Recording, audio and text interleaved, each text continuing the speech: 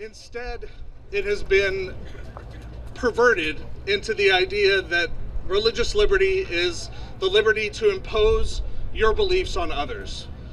The fight at the Supreme Court was supposedly over one cross dominating a World War I memorial in Bladensburg, Maryland since 1925.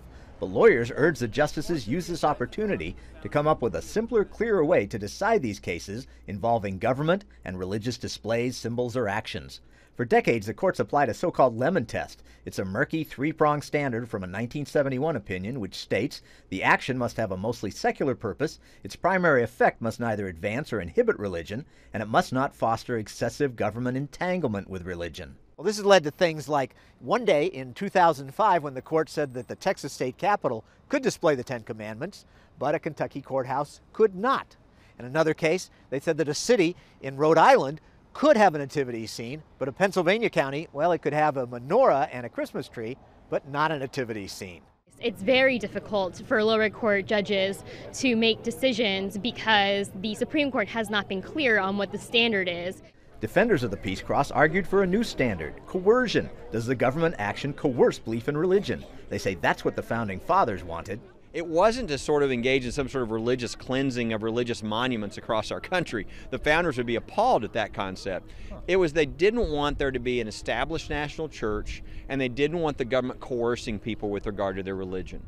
Those who originally brought the case say the cross upsets them and is clearly a harmful entanglement of Christianity and government. We humanists have always said that when you mix church and state, what you do is damaging both.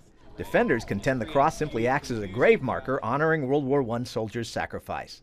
Not so, say the opponents. This is predominantly a religious symbol. In fact, this is a memorial to Christianity. Shackelford argues these outraged or hurt feelings should not be reason enough to threaten the memorial. All of us in America are offended by some things. We don't tear things down because somebody's offended. The Liberty Council's Matt Staver believes the cross will stand. I can't see the court overruling and causing a 93-year-old cross to be destroyed. But the original atheist and secularist plaintiffs felt confident as well. By the way the justices were asking really pointed questions, particularly of the other side, and weren't really buying a lot of the other side's arguments. So it appears both sides came out of the court feeling very good that their side's going to win this case, which probably means the justices are going to have a tough time deciding it. Paul Strand, CBN News, the Supreme Court.